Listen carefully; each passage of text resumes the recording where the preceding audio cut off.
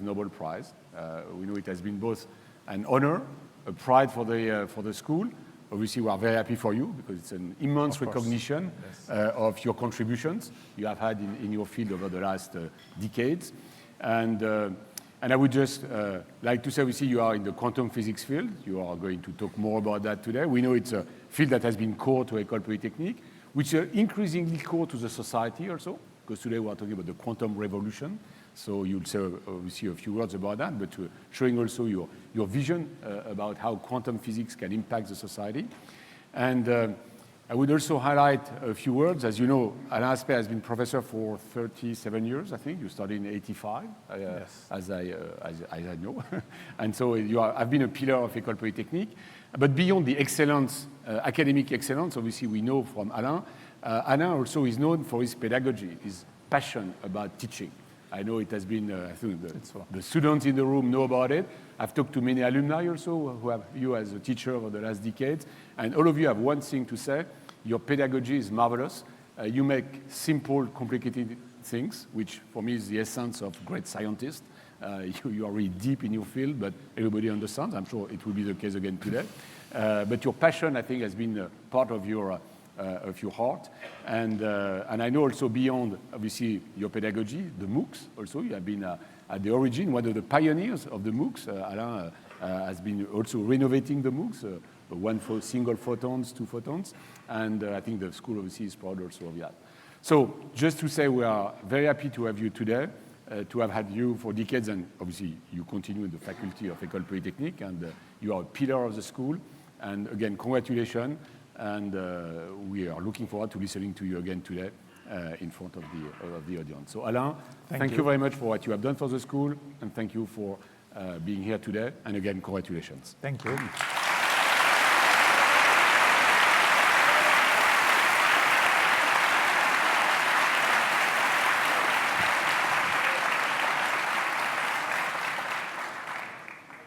Thank you very much. Is it working? Yes. Thank you very much. It's an enormous pleasure, Alain, to have you here today and to see Poincaré Lecture Hall in this state. Does not happen often. Huh? But first, we have to be a bit serious. So I will start with something serious. Après une thèse de 3e cycle, spectrographie de Fourier par holographie, et un séjour de 3 ans au Cameroun comme enseignant coopérant, je démarre en 1975 à l'Institut d'optique une expérience de test de la mécanique quantique par les inégalités de Bell. Ce sont en fait 3 expériences qui constitueront ma thèse d'État, 1983, et qui m'auront permis d'acquérir les techniques et les concepts de base de la physique atomique et de l'optique quantique. These words were the beginning of a document that maybe you remember. No, but it's correct. It's written by you, so it's correct. Which you submitted actually in 1994 for applying to a full become professorship. Full professor. So yes. you were maître de conférence. I was maître de conférence the president was and full professor in exactly. 94. Yes. So that was in 1994. And so let me just translate briefly for the non-French speakers in the audience. After my thesis and a 3-year stay as a teacher in Cameroon, in 1975, I started to set up at Institut Optique an experimental test of quantum mechanics using Bell's inequalities. Those 3 experiments, which constitute my habilitation thesis, submitted in 1983, allowed me to acquire the basic concepts and techniques of atomic physics and quantum optics. Now she will translate it in German. Okay, ja, da du das vorgeschlagen hast, Anna. Okay, so the basic concepts and techniques of atomic physics and quantum optics. Today, we celebrate that these 3 experiments who allowed you to acquire the basics have also been found to be worth a Nobel Prize in Physics by the Swedish Academy of Science. Okay.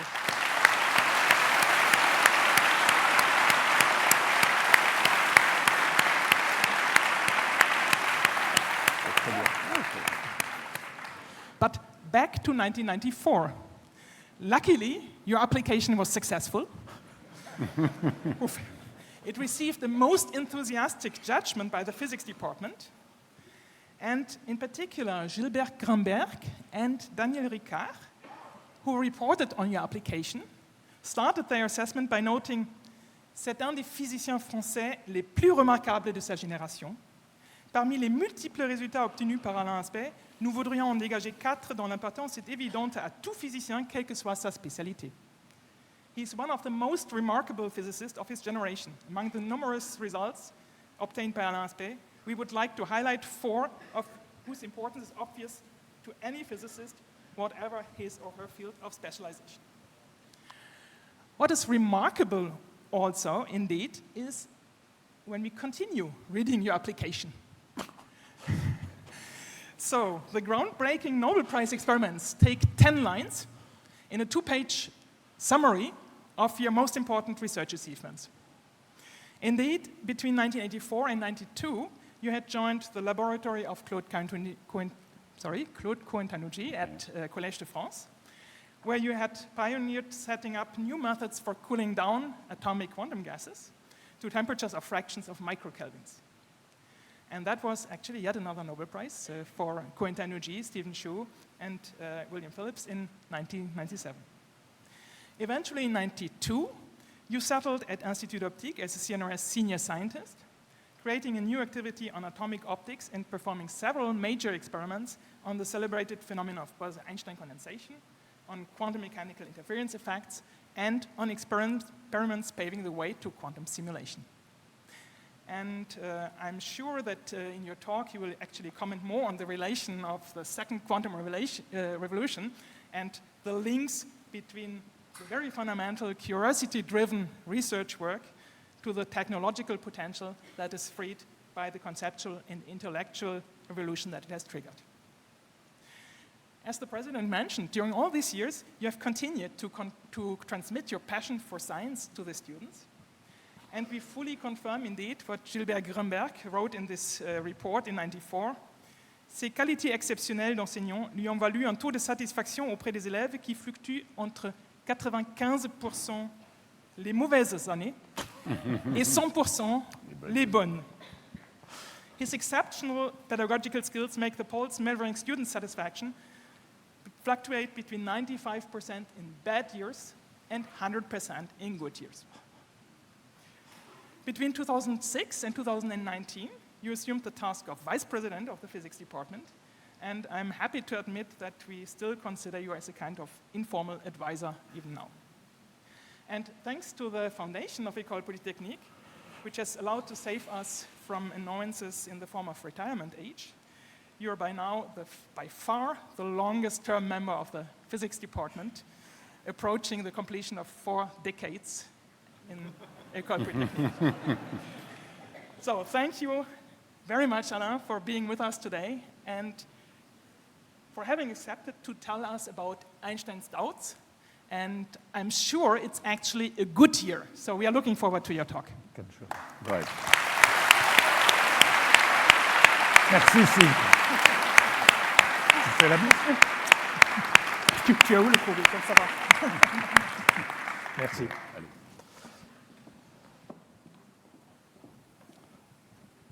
Well, it's, of course, an immense pleasure to be here because, as Silke just said, teaching has been very important for me. When you teach, especially in front, you know that you are going to have excellent students in front of you. You ask yourself all the questions that the brightest student may ask. And this helps clarifying the subject that you are clarifying for you in your head, the subjects that you are teaching, and it is very important. So for me, interacting with the students here at the Ecole Polytechnique has been very important to help clarify my thinking. Moreover, as was mentioned, a few years ago, the Ecole Polytechnique asked me if I could do some MOOCs. And what I learned is that MOOC is another way of teaching. And I learned that by the people who are responsible for MOOCs in this school, Eric Van Troyen, I don't know if he is here. They explained me how a MOOC is different. It's different from a lecture in a lecture room like that, and it's also different from the written textbook, because I also have a textbook, and this textbook owes a lot to the fact that when you are a professor at Ecole Polytechnique, you need to write written notes. And these written notes eventually became a book. So, and about MOOC, I hope that Frédéric Picasso is around, because, he's around there. Because I think this MOOC is quite good, and he really shares the responsibility, because the technical part of the MOOC is extremely well done in this MOOC, which was done thanks to what Ecole Polytechnique offered me in terms of a studio for recording. Okay, so for all these reasons, I am very happy to be here. And also I am happy to be here because that was mentioned when came the fatidic age of 65, at which most of the institutions tell you, bye-bye, nice having you, and now go enjoy your retirement. Ecole Polytechnique offered me the possibility to continue to teach with the help of the foundation, and I immensely appreciate it, so I'm grateful for that. So let us start with this now famous Bell's inequality tests.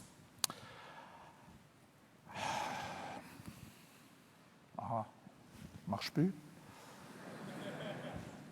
La technique a l'air défaillante. Tout à l'heure, ça marchait. Bon, on va le faire à la main. So I'm going to speak. Ah, ça y est. Maintenant, on dirait que ça marche. Oui, ça marche, ça y est. So I will first say a few words about history, a rapid overview of history. Then the main part of the talk will be about the Einstein-Bohr debate and Bell's inequalities, including tests, and then a few comments about the fact that we are living a new quantum revolution. Okay, this is not exactly this morning, but a couple of years ago, when you were typing quantum technology on Google, you had hundreds of millions of answers. And you have many journals, okay, talking of Bell's inequalities. And, okay, clearly it's very important. And, 2 years ago, I was going to a conference in Nice, and I took a taxi, and the guy said, where do you go? I go to a conference. Conference in what? In physics. I didn't even say quantum physics. And the taxi driver said, oh, you are a physicist? I have a question to ask you. I like to buy stock. Do you think I should buy stock about quantum computers? And my answer was, if you like long-term risky investments. Okay. So the story, it seems to me, started with this paper. Do you see the green spot or not? Good. Started with the paper by Einstein, Podolsky, and Rosen in 1935. And Niels Bohr immediately replied. I will comment a little more about that. And then Erwin Schrödinger added a grain of salt, a very important grain of salt. And then nothing happened until 30 years later, they were dead. And John Bell arrived and wrote a paper which is at the root of the work I am going to present today. So basically, all these people arrived to the conclusion that entanglement is different. Different from what? Different from what was considered the characteristic feature of quantum mechanics, which was wave-particle duality. If you look at Feynman's book written in the 60 lectures on physics, he says all the mystery of quantum mechanics is in wave-particle duality. 20 years later, in 82, Feynman writes a paper where he says, basically, oops, I forgot that entanglement is another big mystery different in nature. And Feynman, being Feynman, as soon as he recognized that entanglement is something different, he immediately launched the ideas of quantum computing. In the same paper, he said, entanglement is important, let us use it for something. Okay. So, in fact, it's all these people who helped realizing that entanglement is different. And then Feynman, I anticipated this transparency, Feynman said entanglement is different and it is more. Okay, and so now I try with the Einstein-Bohr debate, and I start with Einstein and quantum physics. Einstein has a very strange status or position in this story of quantum mechanics. He is certainly the person who understood best until 1924 how revolutionary quantum mechanics is. Of course, we know that Planck in 1900 launched the subject. But when you read Planck, he was not really convinced. I have been told, I don't know if it is true, but Zilke may say if it is true or not, that the reason why the Planck constant is called H, it's because he said Hilfe. You know, he was so despaired that Hilfe. Okay, I don't know if it is true or not, but si non è vero è ben trovato, as they say in German. Einstein, as soon as he wrote his paper in 1905, he understood how important, how revolutionary quantum physics was. And there is a whole series of work of Einstein which are very well described in that book that I highly recommend by Doug Stone, which is called Einstein and the Quantum, showing that until 1924, really is probably the person who understood better the revolutionary character. And then, of course, we all know that in 1925, there was the final version of quantum mechanics, the Heisenberg one, the Schrödinger one, and Dirac made a synthesis of all that. And at that point, Bohr attracted to him in Copenhagen a series of scientists, and they developed an interpretation of quantum mechanics which is called the Copenhagen interpretation of quantum mechanics. And Einstein did not like at all this interpretation, and we will see why in a moment. And Einstein tried to show that that interpretation was not rendering justice to the power of the formalism of quantum mechanics. He tried to find in the formalism of quantum mechanics itself a contradiction with the way Niels Bohr and others were interpreting quantum mechanics. And everybody knows he failed.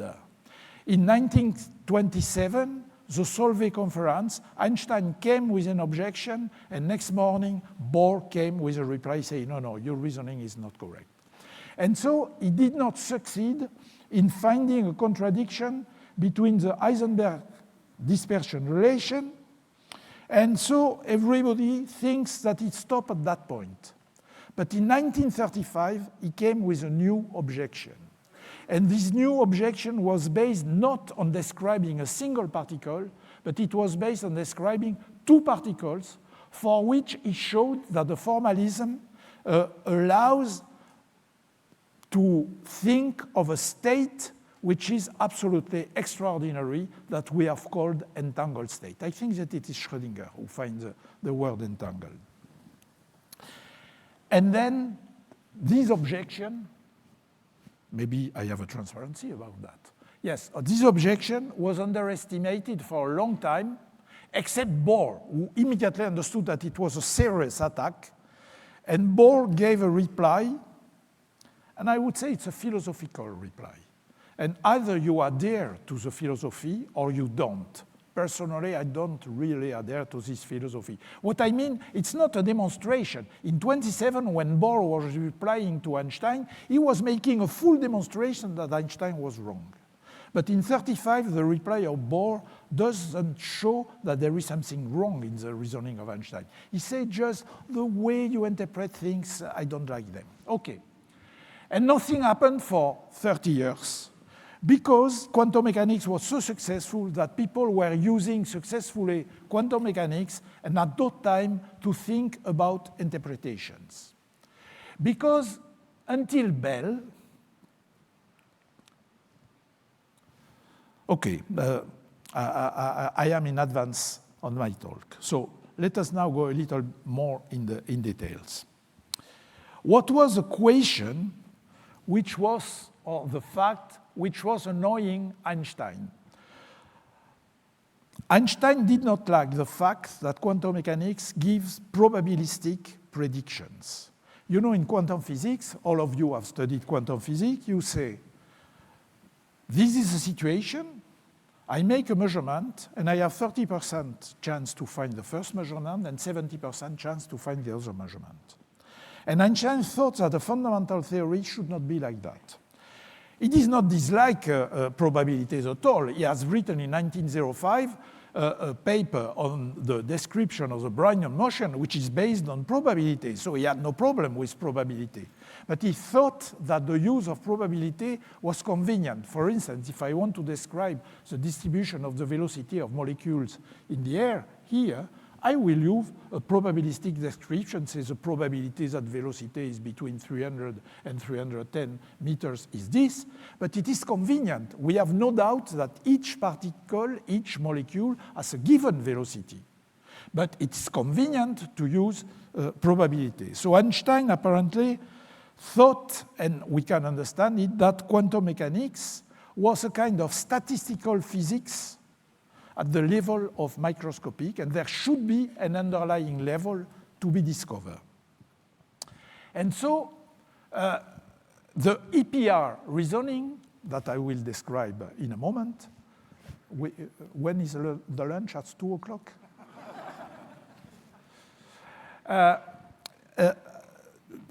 What Einstein did in this EPR reasoning is, he thought, demonstrating that you need absolutely to complete quantum mechanics and to introduce an underlying level. But there is one point which must help us to understand why 30 years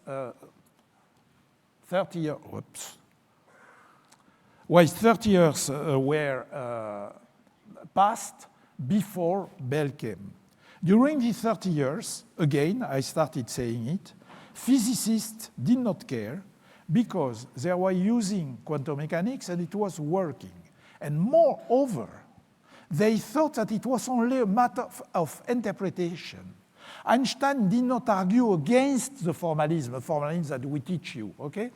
He fully agreed with the formalism. He disagreed on the interpretation. So people say, let us use the formalism. It works. It describes our experiments. And when we are old, when we are retired, we have time to think about interpretation. And then in 1934, John Bell arrives, and now I am going to describe you what is Bell's inequality. So this is equivalent to, it's not exactly the situation that Einstein, Polonsky, and Rosen describe in their initial paper, but it's equivalent in a sense, and the experiment has been done like that, so let us start immediately with this. So I have a source that emits two photons, one to the left, one to the right, and here I have a polarizer. It may be a birefringent crystal or two-channel polarizer. If polarization is parallel to direction A, the photon goes in +1, and if polarization is perpendicular to the direction A, it goes in -1. And of course, if the polarization is in between, we are in quantum mechanics, there is a probability to go in +1 and a probability to go in -1. And this probability, I can measure them by repeating the experiment many times. What is more important than this single probability is a joint probability. Probability to get +1 here and +1 here, or +1 here and -1 here, when orientations are A and B for the polarizers.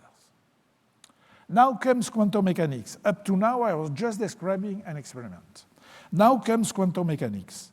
What Einstein, Podolsky, and Rosen showed is that the formalism of quantum mechanics allowed us to consider states of that kind. What is remarkable about that state, it is the fact that it cannot be factorized. Let me explain what I mean. X describes the first photon polarized along direction x. If it arrives on the polarizer, you are going to find it in +1. Y describes a photon polarized perpendicular to A, it will go in -1. Here, for the second photon, I have the same possibility, polarization X or polarization Y. XX would describe two photons polarized like that. YY would describe two photons polarized like that.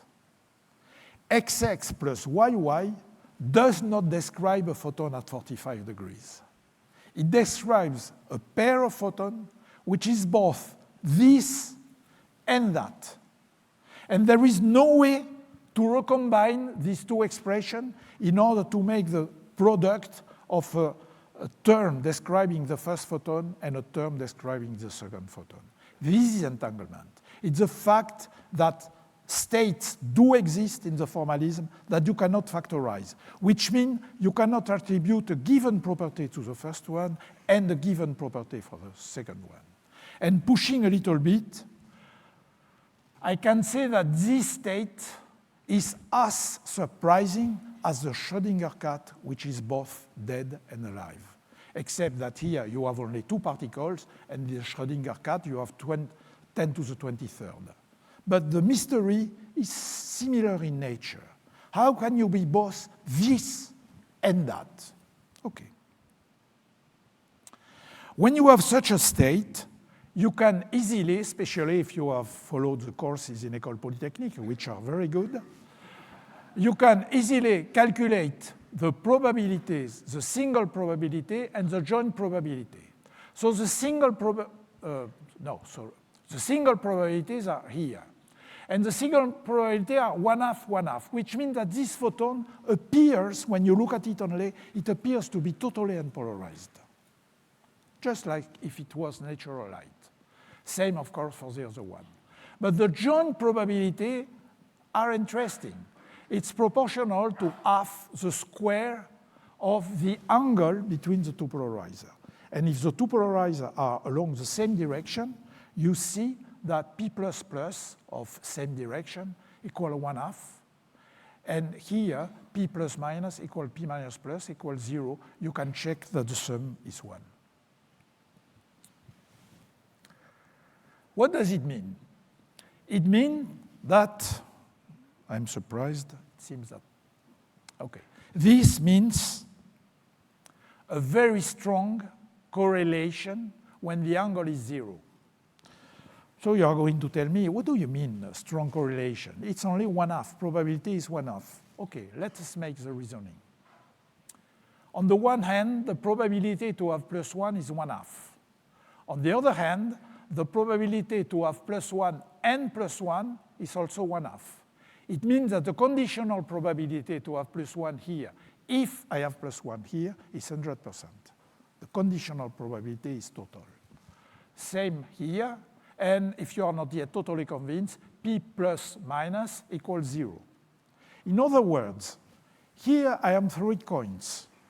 Probability may be +1 or -1. Here I am throwing coins. Probability may be +1 or -1, but if I have +1 here, I am sure to have +1 here, and if I have -1 here, I am sure to have -1 here. That's the strong correlation. Here I will be a little faster.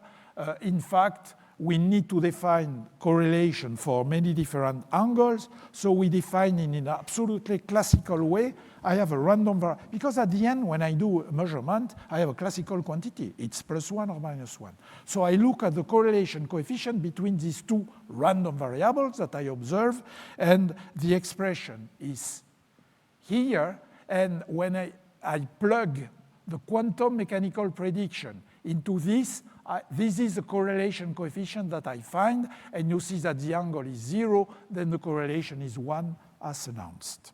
I will use that later. So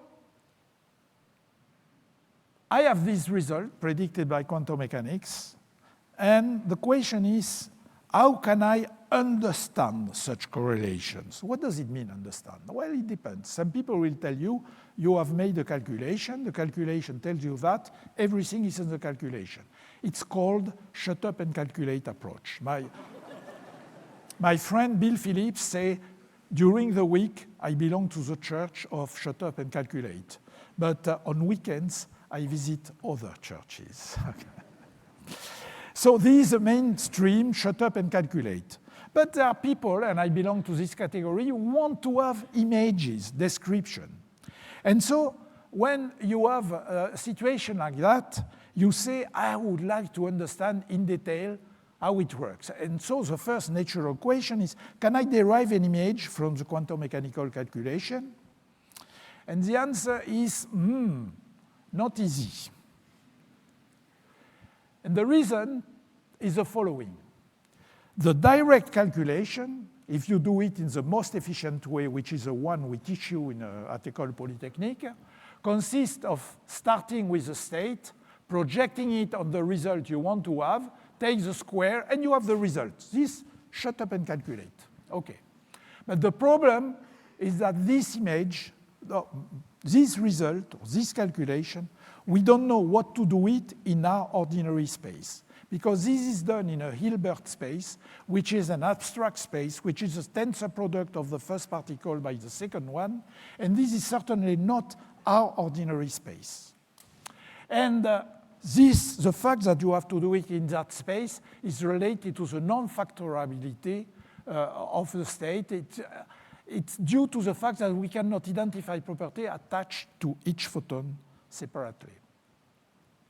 And here I like to cite a quantum physicist, Asher Perest, who was fully Copenhagen, fully Bohrian. But anyway, in the first front page of his book on quantum optics, he writes, quantum phenomena do not occur in a Hilbert space. They occur in a laboratory. So I want images in our space. There is a way, which is not the shut up and calculate way. It's a little more involved, a little more complicated, but it's absolutely standard quantum mechanics. If I dare say, it's Cohen-Tanouji approved, okay, with a stamp. But it's a little more involved as a calculation. This is the idea. Because I want to have an image in my space, I will imagine that this measurement happens before the other one, for instance, because this polarizer is closer to the source than the other one. So what do we have? I know that I may have result +1 or result -1. And then what do? I open my lecture notes, or my Cohen-Tanouji book, as you prefer, and then they say, after a measurement, there is a projection of the initial state onto the eigenstate associated to the result of the measurement. And this is how you apply it here. So it's the so-called collapse of the state vector. And this is how it works here. If I have the result +1, then the projector is xx plus xy, but when I project x on that, I get only xx. So if the result was +1, then the description of both photons is xx. What does it mean? It means that the first one is x. This is normal because I have found x. But the other one is now x for sure. And if I have found y on the left, then on the right, I have y also. And so now I can develop the calculation. If I do a measure on the other one, of course, if I take the direction where the second polarizer is parallel to the first one, I have found x, I have xx, I make a measurement along x, I have +1. And so the correlation is clear. And you can do even better than that by using, so it's what is written here, by using the Malus law, you easily generalize it, and you can recover the full quantum formula. So this image allows us to find the result that was calculated in the efficient way. This one is inefficient. So I'm sure that Polytechnique students, when they do exams, they take the first method, not the second one, because they are efficient. Okay, but then there is a problem. The measurement on the first particle, on the first photon here, seems to influence instantaneously at a distance the state of nu2. This is exactly what is written here. If I have x, then the other one is x. If I have y, the other y is y. And of course, Einstein could not swallow such a description, because remember, Einstein was also the inventor or discoverer, as you say, of relativity. And in relativity, nothing can be instantaneous. Okay. So what do we do? Well, we follow what was suggested by Einstein. We should complete quantum mechanics, and everything is here. When you have results which are highly correlated here and here, and these results are obtained with two particles which started from the same place and were separated, it's very natural to say from the beginning they shared some kind of property which determines that I am going to have +1 here and +1 here, or determines that it will be -1 and -1. That was the idea of completing quantum mechanics, the idea which has been beautifully developed by Bell. Note that this image is simple and convincing, okay? It's just like if you consider two twin brother or two twin sister, but same twins, okay?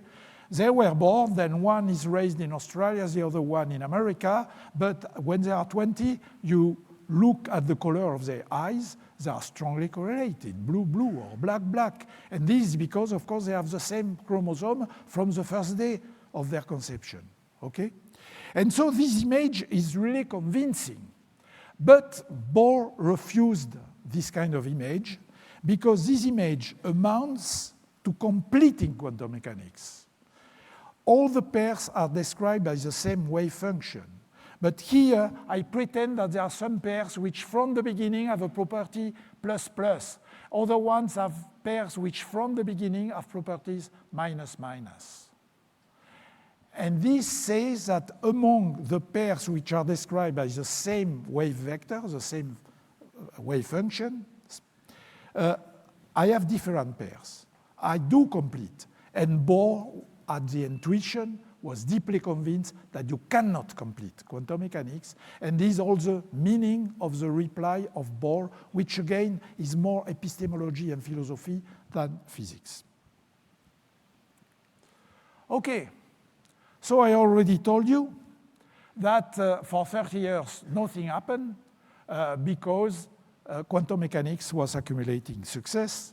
I will not elaborate on that. And most important, probably, there was no disagreement of the validity of quantum prediction, only on interpretation. And then, in 1964, Bell considered again the problem, and he discovered that if you follow the idea of Einstein and write a little bit of algebra, then you find something absolutely amazing. So it is Bell who wrote the formalism, which is extremely simple. He said, let us suppose that from the beginning, the two particles have a common property that we call lambda. And we don't specify the mathematical nature of lambda. Can be a vector, can be anything, a quaternion if you want, anything. Then I must describe what happens for the photon which is characterized by lambda at this polarizer. What I need, this is very important, what I need is a function that can return only one value out of two, either +1 or -1. Similarly, I must have a function here to describe what happens. It must be +1 or -1. Then I must describe how the various lambda are distributed over the pair. So I have a density of probability which is positive and normalized to 1. Once I have that, if you imagine a model here, and a model like that, you say, oh, this R would be a nice one, this rho would be a nice one, you can immediately calculate the correlation coefficient between the measurement. Okay. So I just give you an example. The simplest model you can think of. You say, okay, when the photon is emitted, it has a direction of polarization. I characterize it by an angle lambda. And when it arrives on a polarizer, I must describe what happens. And what happens is, if the direction of polarization is parallel to A, I find +1. If it is perpendicular, I find -1. And if it is in between, I make a frontier at 45 degrees. If it is less than 45 degrees, it's +1. More than 45 degrees, it's -1. The function here does the job. Here, the same. I take, because I know that the problem is rotationally invariant, so I take a density of probability which is rotationally invariant, and the result is a red line which is here. It's not bad, because this model allows you to describe full correlation here, full correlation here, zero correlation here. Of course, in between it's not exactly good, but the model is so simple.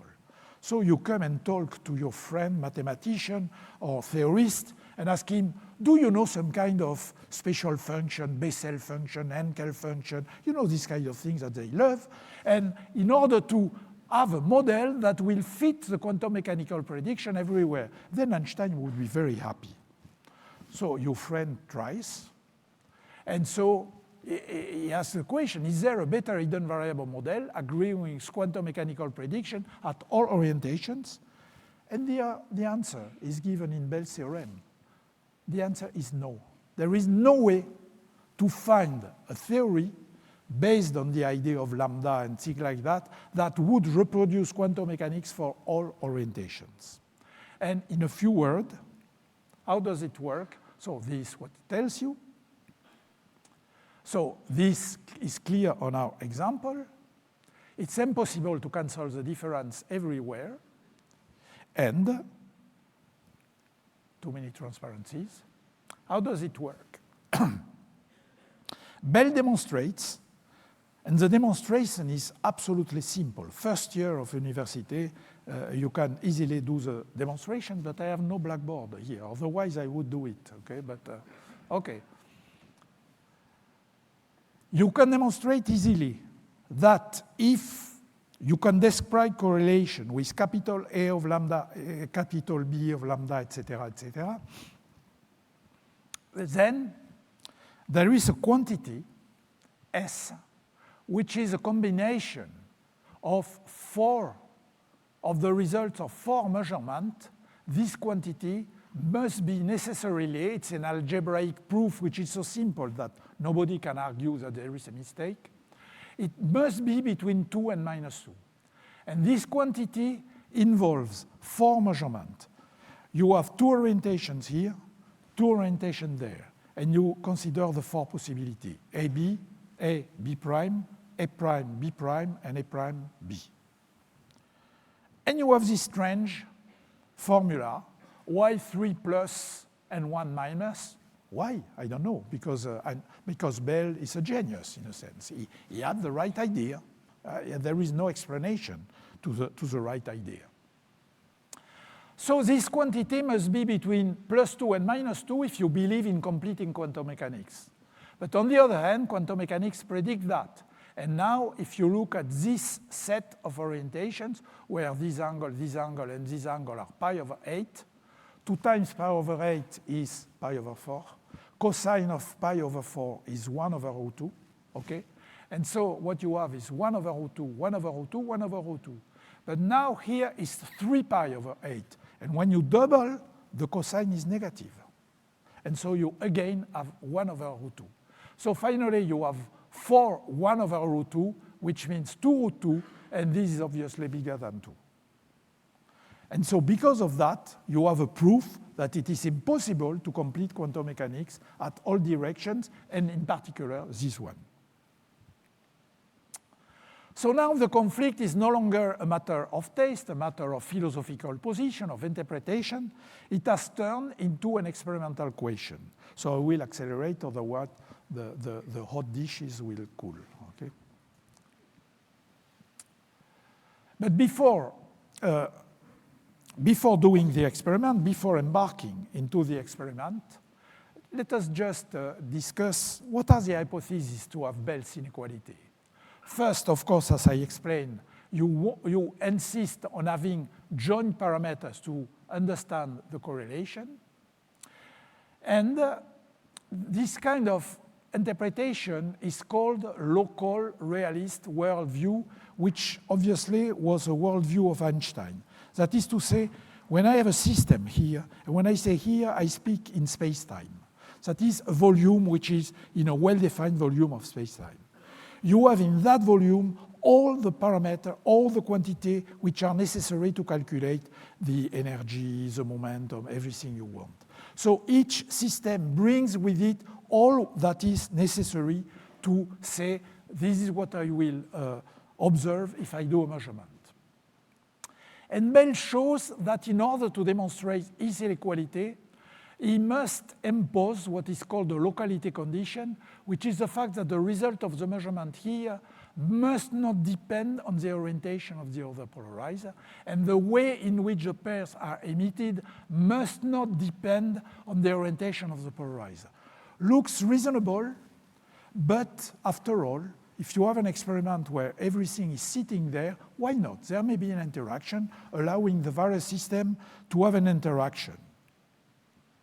So Bell makes, in the conclusion of his paper, he makes the following remark, which is at the basis of the Nobel Prize. Because of this remark that I embarked into the experiment. The remark is the following. In an experiment with variable polarizers, where the orientation are modified faster than the propagation time of light between between the source and the polarizer, then Bell's locality condition is not an hypothesis. It becomes a consequence of Einstein's relativistic causality. If you change the orientation of this polarizer while the photon propagates, then what happens here has no time to know what is the orientation on the other side. And even more obvious, if you change the orientation while they fly, the way in which the pair are prepared cannot depend on the orientation that will be used later. And so now, if you were able to do an experiment in which you would have that, changing the orientation, then you would have a conflict between quantum mechanics and the full Einstein's worldview, not only local realism, but local realism and relativity emphasized. Okay. So now I will accelerate. An experimental test is possible. And the big surprise is that in spite of all the success of quantum mechanics, there was no result available in 65. You could go and say, oh, they found that, so I put it in Bell's inequality. No, there was no result available. And this points to the fact that Bell's inequality are very general. Most of the correlation you can think of will obey Bell's inequality. All correlations that you can describe classically by construction obey Bell's inequality, but the surprise is that most correlation that you describe with quantum mechanics also obey Bell's inequality. And so it was necessary to find a situation of that kind where there would be a conflict. And it is Clauser, so you have heard the name of Clauser, he gets a Nobel Prize, Horn, Shimony, and Holt, who in '69 proposed a practical way, and the practical way is the one that I've described here, which is not the one that was in the initial Bell paper. And so there were experiments. There were the pioneers. The pioneers, Clauser was among them, and it was interesting at the beginning because they had conflicting results. Okay? But finally, it was settled more or less by an experiment of Fry. But all these experiments were far from the ideal scheme that I have described.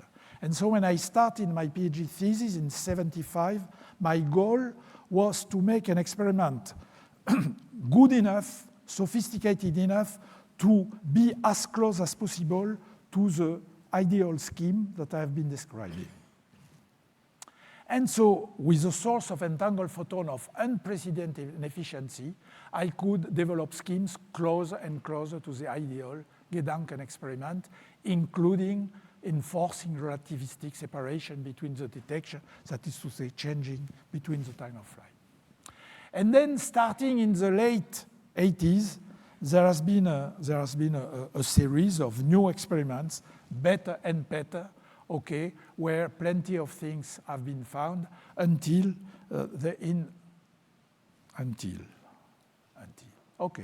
something that I will show you later.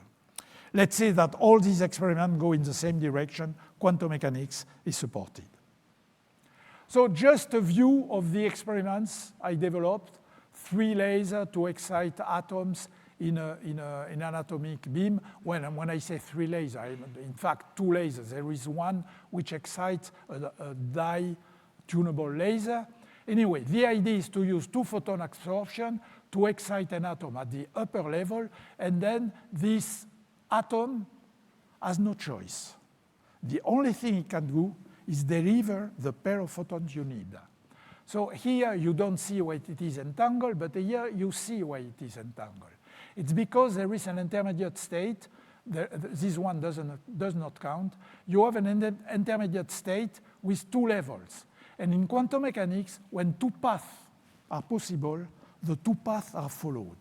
Which means that although there is one single pair of photons, in this single pair, it is a superposition of what corresponds to this path and to that path, that you can write like that, and rewriting circular polarization into linear. It's exactly what you need. Okay. This, when I started my PhD, was totally new. It was 2 photon absorption. It had been demonstrated 2 years before by several groups in the world, including the one of Bernard Cagnac in Paris, with François Berabin, Grembert, that you mentioned, Gilbert Grembert. And it was not clear that it would work, so I was lucky that Bernard Cagnac redid my calculation and said it should work. And so it took many years until the source worked, but at the end it worked. And with this source, something fantastic was possible. The source was intense enough that I could get hundreds of coincidences per second. You are not impressed. You say, oh, 1 million would be good. Why is he happy with 100? I'm happy with 100 because in an experiment with correlation like that, there is absolutely no noise. The only uncertainty comes from the statistical spread.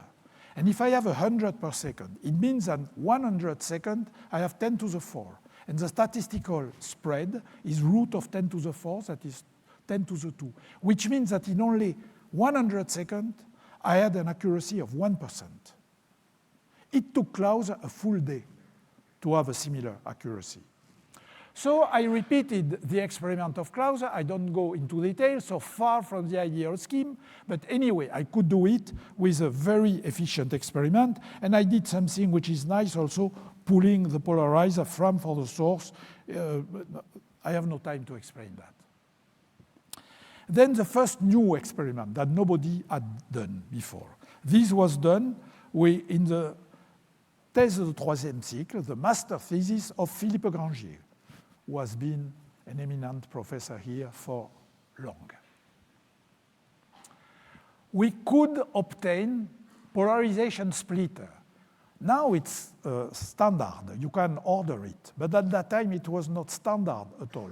I had to bribe a friend in Philips in Eindhoven. It's long ago, so I can say it now.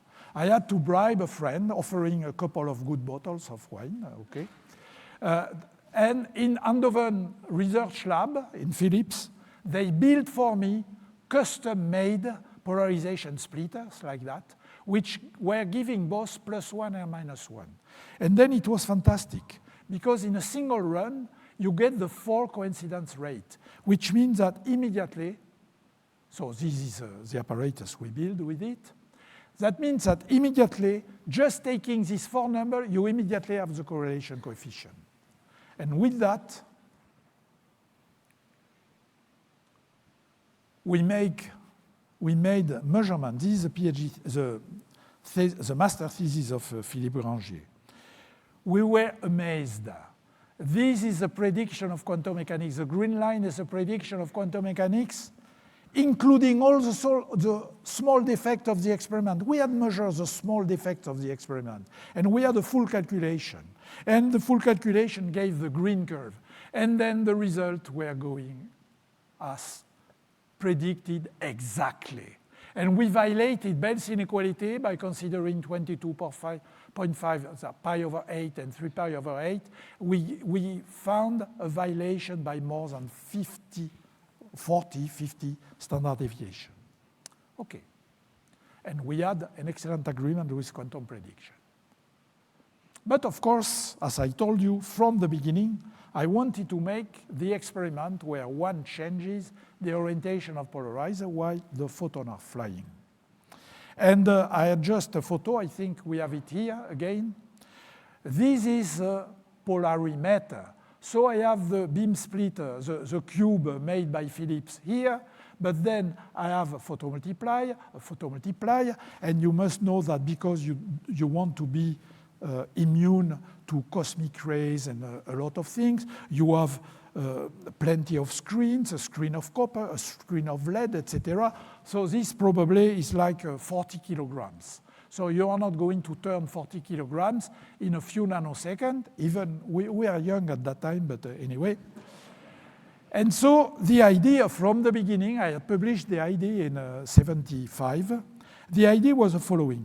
If I could build a kind of switch here, able to direct the photon either to this direction or that one, and then I add here a polarizer in orientation A prime. If my switch is fast enough, then this is equivalent to a single polarizer going from A to A prime.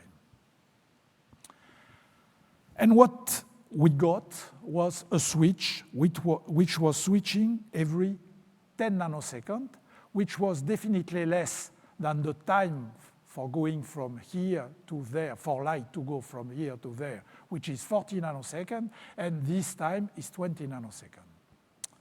Okay, so the conditions were fulfilled. So, of course, same thing on the other side. Well, little problem. The company to which I had ordered the switch was not able to deliver the switch because the size was too big, etc. And I was there, stuck. Everything was ready, and I did not have the switch. So what do you do in that case? You go to the library, and I wanted to use an acousto-optic effect. So I took a book on acousto-optic, and after reading a few chapters, I discovered in the book, I did not discover myself, I read in the book that water is an excellent acousto-optic medium. And the problem of the company was that when they stuck the transducer on a crystal, it was breaking. And I say, if I put transducer in water, nothing will break. So we built that. This was built by the workshop of the Institut d'Optique. We built these switches, and it worked. Of course, the experiment was not as fantastic as the previous one. Rather than accumulating for 2 minutes, we are accumulating for 15 minutes, but okay, anyway, it was good. And we got a convincing result. Whoops. Bell's inequality were violated by 6 standard deviations. And you know who was my collaborator in that experiment? It was a young guy. He had not yet his PhD thesis. He had asked to come and spend his military time with me rather than going to the army or something like that.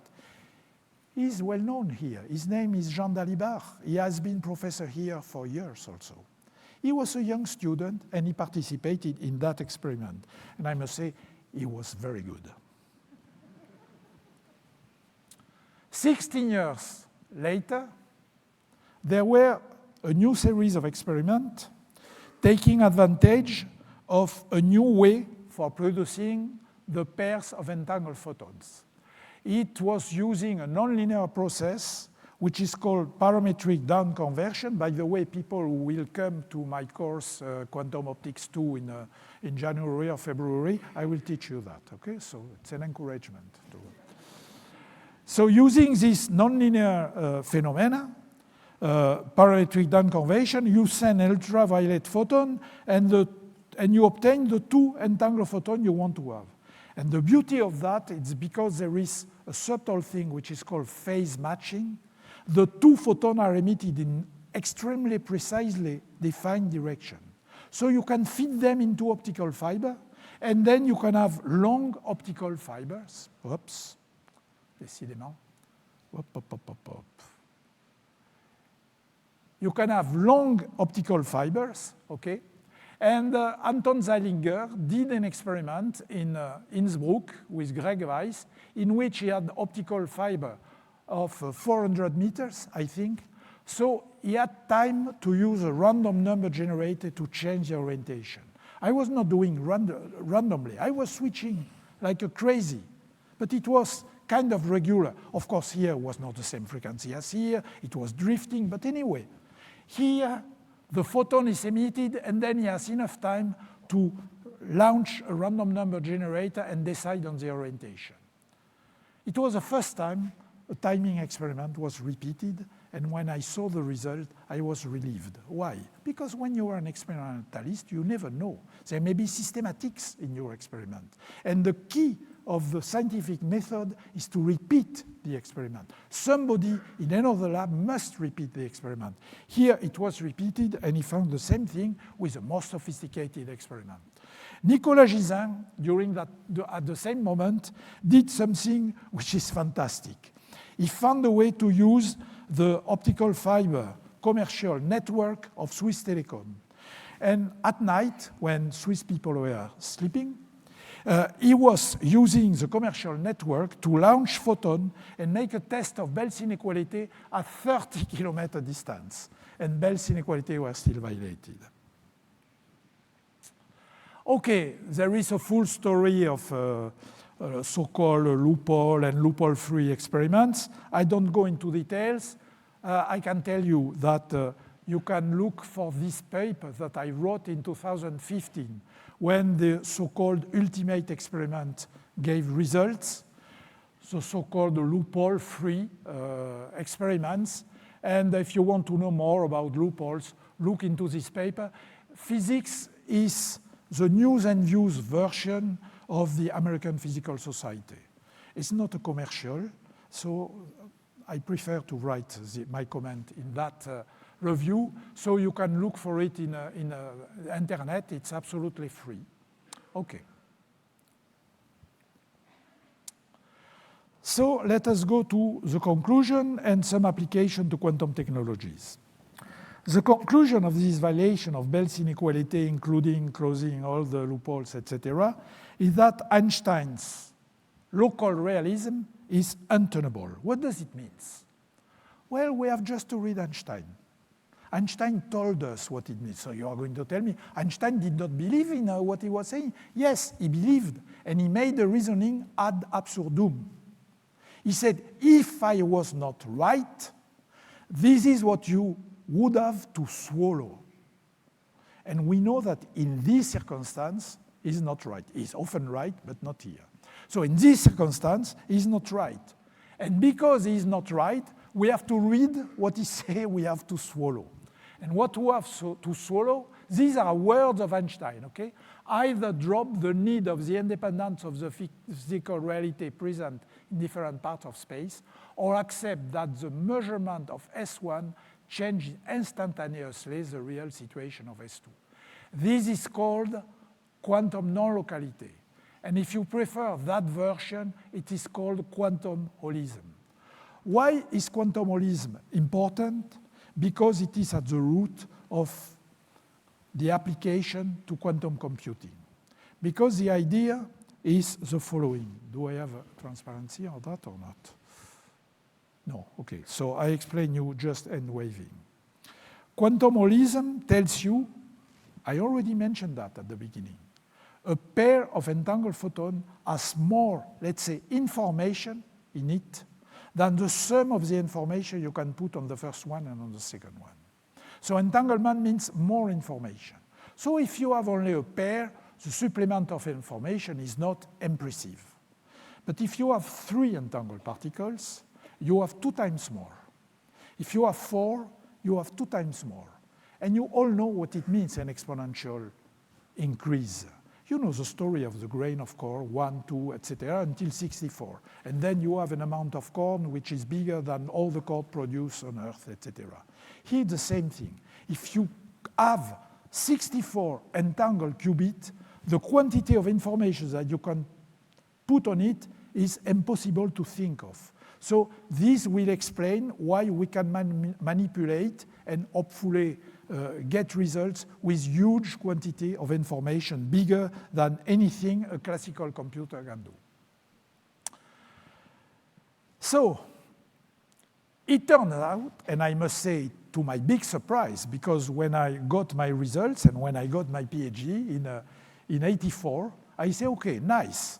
I settled the debate between Bohr and Einstein, not bad, and then I switched to something else, okay? To working with Claude-Cohen energy and laser cooling of atoms. And then by the end of the 80s, one day, a young guy named Arthur Eckert came and told me, do you know Professor Aspect? He was, a young student. So do you know, Professor Aspect, that with your entangled photon, we can do quantum cryptography? I say, what? What that? And then he explained me the application of quantum cryptography. And at that time, we began to think about, they began to think about application. And now it's time to speak about the 2 quantum revolution. These 2 quantum revolutions are based on the 2 great quantum mysteries that had been identified by Feynman. The first one, as I told you, is wave-particle duality. And when he wrote that, he said it is the only mystery. But 20 years later, he changed his mind. But what is it? It's wave-particle duality. And if you think of it, of course, it's surprising, but it's okay. Because the particle behavior means that you have a trajectory. And we know what it means, a trajectory in ordinary space. And when you take the wave aspect here, you also know what it means to have a wave propagating in our ordinary space. What is bizarre is the fact that the same object can behave either as a wave or a particle. But all that is classic concepts, wave and particle. When you have entanglement, as I already emphasized, is totally different, because entanglement is about an interference in Hilbert space. We have no classical model in ordinary space-time, and if you insist to have images in the ordinary space-time, you are facing non-locality, which is really something. So this tells you that we have 2 different levels of mystery. And so people, smart people, I did not belong at all to that league, okay? Smart people realized that entanglement could be useful for many things, so I have no time. Quantum computing, quantum cryptography, quantum teleportation, quantum simulation. Quantum teleportation, I wrote a problem for quantum optics 2 1 year or 2 years ago. Quantum simulation and quantum computing. Okay. And entanglement is at the root of most schemes for quantum information. And I just want... Non, j'ai fini là, Zilke. Faut que je m'arrête. Okay. This is a beautiful Arthur Eckert quantum cryptography, but okay, you have to come to the course, okay? And, ups, ups, ups, ups. Just one thing.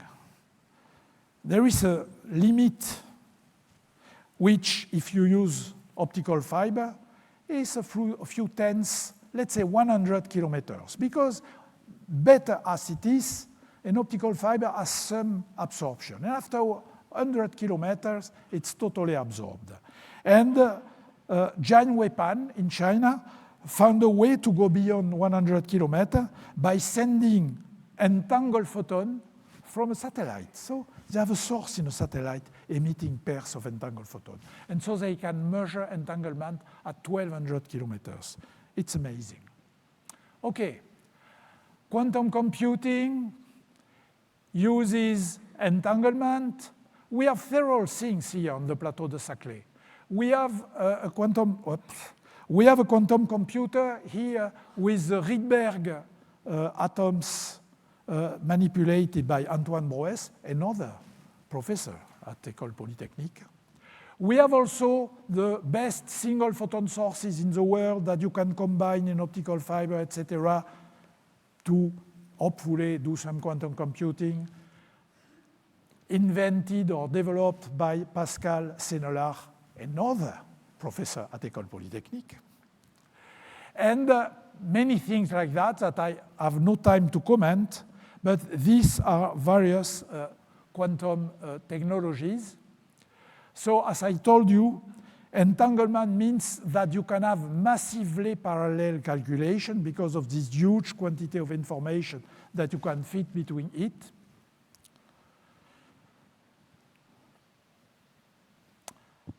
Quantum simulation, okay, let's go. So to conclude, what was the first quantum revolution? It was a revolutionary concept, wave-particle duality, and then putting this concept to work in new devices called laser and transistor. And of course, when you have a transistor, you have integrated circuits and computer. And I want to emphasize one thing. These devices, which have changed our life because the society of information and communication is all based on laser and transistor. These devices were not invented by a guy in a garage in California.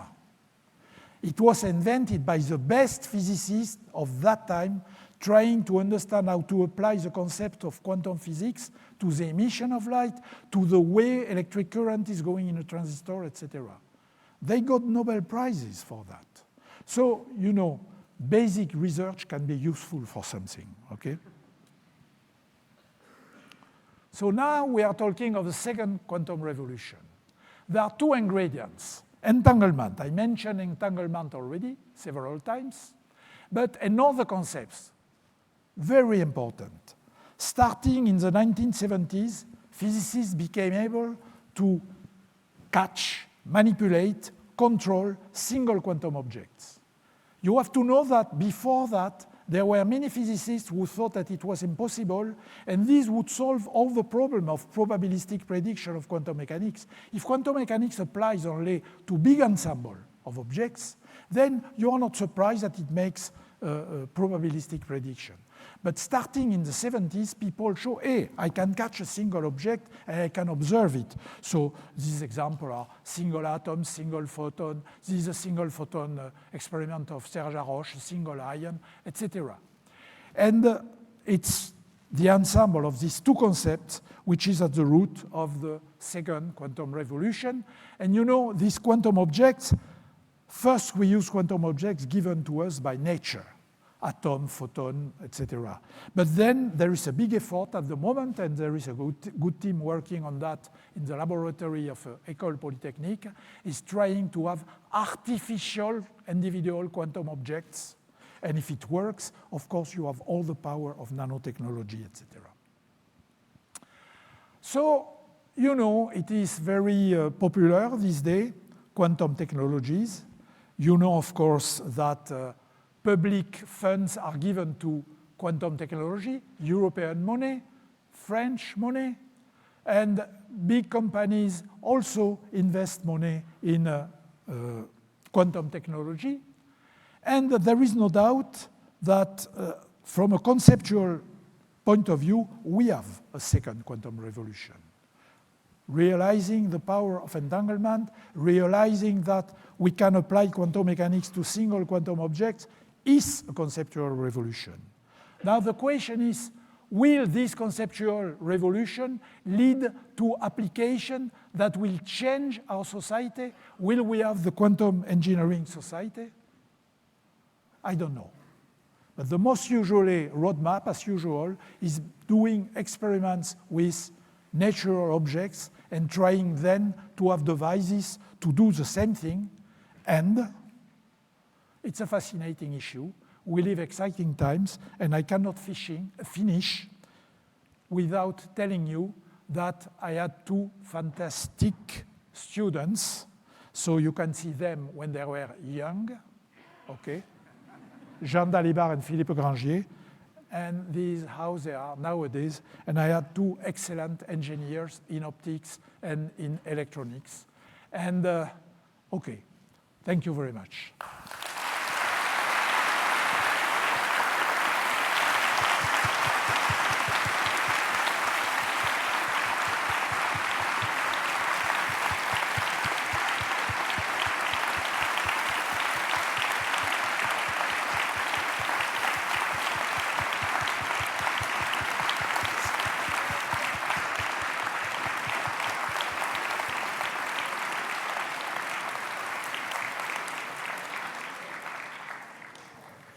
Thank you very much, Alain, for this amazing bridge from the historical starts of Einstein and Bohr and the debate until the very recent ongoing aspects. As you notice, I could speak for more than 2 hours about that. We will have you back here.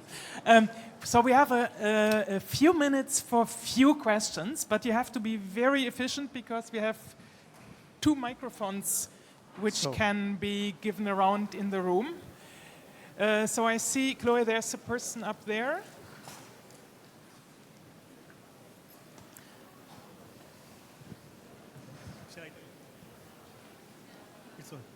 Hi. According to you, what brought you the Nobel Prize? Is it the time at you... You speak too fast for me. According to you, what brought you the Nobel Prize? Is it the problem that you worked on?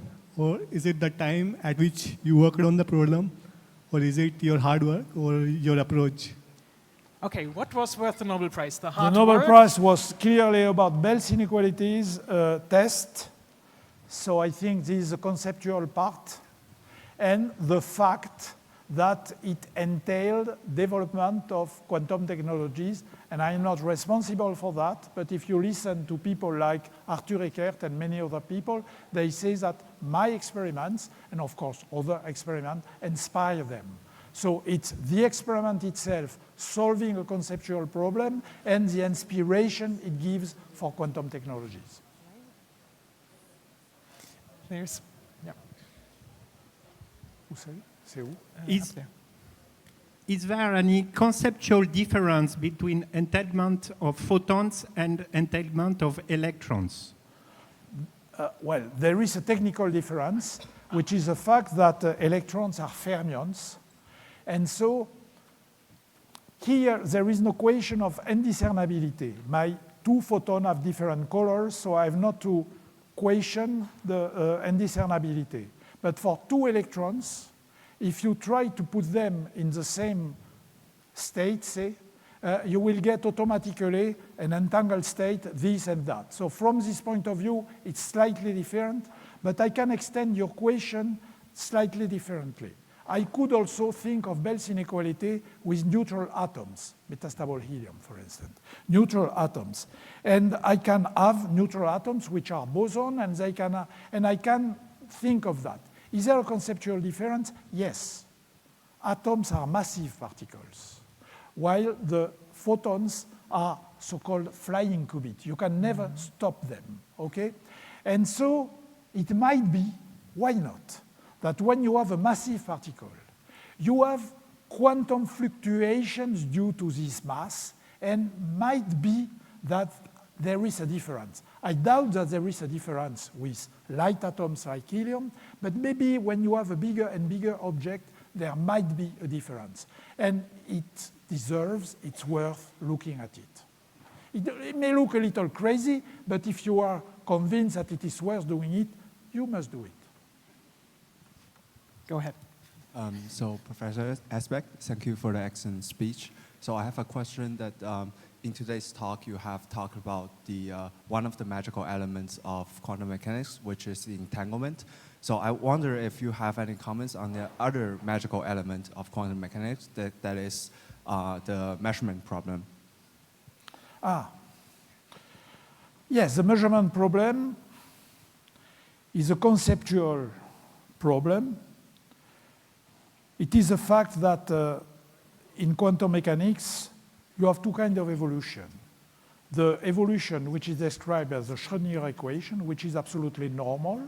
Okay, it's a differential equation. Well, normal except that it happens in a Hilbert space, but at least it's a normal differential equation. And then, when there is a measurement, we say at that moment that there is a projection, the so-called collapse of the wave function. And this is different. And nobody can make a fully consistent description of that. So there are various interpretations, which are only interpretations. I mean, everybody agrees on the final result. So we are in the same situation that the situation where people thought they were after the debate of Einstein and Bohr until Bell came. But to our knowledge, we have not yet a John Bell who shows us how to choose between the various interpretations. And so each of us has to think and to build his own image or his own thinking about it. Personally, I have a deep belief, but it's nothing else than a belief, okay? That if I was describing sufficiently in detail the mechanisms that I have, for instance, when a photon is detected by a photomultiplier, there should be a way to show that at one level it's so complex that there is a kind of bifurcation, you know, in the spirit of Hamiltonian chaos or things like that. But it's a purely belief. I have no real model about that, and I cannot more. So it's an open question, but once again, if the question is only conceptual, it's interesting, but everybody agrees on the way to do it. But if we had a John Bell showing that there is a discrepancy between the prediction of two interpretations, it would be fantastic. Then one should have to do the experiment. Sorry, just a follow-up question very quick. So you mentioned that it's just a conceptual problem. That would you say that with the newer, like you solved the Bell's equation with experimental devices, would you say that with the newer technologies such as quantum computers, with such power to manipulate quantum systems, were we able to one day to experimentally solve these problems? Well, there is a way to answer your question, is to say that at the end of the day, if you follow what I told you about going to more and more electrons until I have a macroscopic pulse in a photomultiplier, this raises the fundamental question of the frontier between the microscopic world and the macroscopic world, between small scale and big scale. When we introduce the notion of collapse of the wave function, we accept the idea that there is a frontier between the measuring apparatus, which gives a classical result, and the quantum world. And nobody knows where this frontier is. But I think that the frontier is for a large enough number of objects. People who work on quantum computers try to untangle more and more quantum bits, more and more qubits. And it's more and more difficult. But up to now, the difficulties are only technical. You must compensate better for fluctuating magnetic field, etc., etc. And the question is, will it be always a question of only technology, that is to say, having better and better quantum bits, better and better isolated from the environment? Or will we meet at one point a maximum number of quantum bits beyond which entanglement is dead? This would be an answer to the question. It would be the end of quantum computing, but it would be a fantastic scientific result. But nobody knows. Time is advancing, so we'll take the very, very last question here. Hi, so this question is not technical as the ones have been before. You speak too fast and not loud enough. This question is not a technical one as the ones have been before. But having gone through the entire cycle as a physicist, an experimental physicist, eventually having even won the prize, do you have any advice for someone who is just starting their path onto physics, who has some doubts towards whether he should study it? Because physics, after all, is merely a description of the world. And if the student is more interested in, say, exploring the world itself rather than the formalities of physics, would you have any advice towards to the student of whether he should continue doing this because of how because you talked a lot about interpretation and things that are not necessarily is more a matter of taste rather than technicality. Okay, right? So I can answer. There are several facets of the answer to your question. First, I think that the student who is asking himself, what do I want to do, should follow his personal taste. Of course, you have to be careful that what you want to do is not totally irrelevant, crazy, so you have to check with some people that it's not totally crazy. But if people tell you it's logically possible, but it's not so interesting, you have to decide. This is what I did. You have to decide, I accept that most of the people will consider that it is not so interesting physics because I think that it is interesting, and you do it. But of course, you have to be sure that technically it's not wrong. So it's one thing. Do what you want. People prefer engineering and application. Fine, they have to do engineering and application. But I have an advice for you, which was given to me by John Bell long ago. In 1975, I visited John Bell to ask him what he thought about my project of experiment. And after checking with me that I had a permanent situation, this I've told the story 10 times, so you can read about that. I had a permanent position because I was maître assistant at NS de Cachan.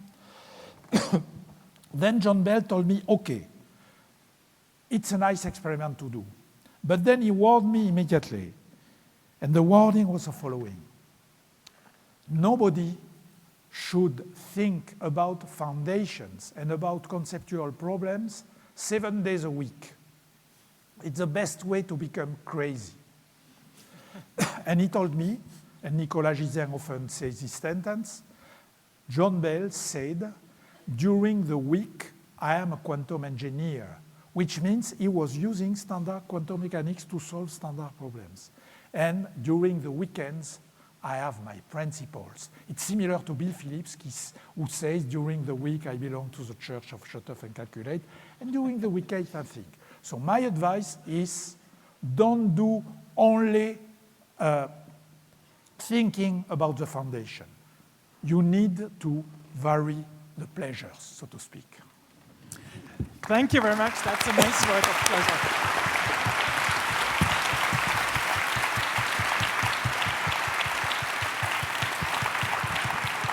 C'est bon?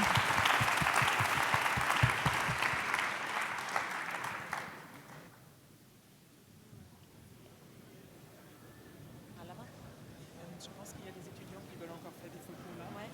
Il y avait un qui s'est approché de lui, il y en a un à faire après. Après, ok. Donc je pense qu'on... Je vais juste prévenir...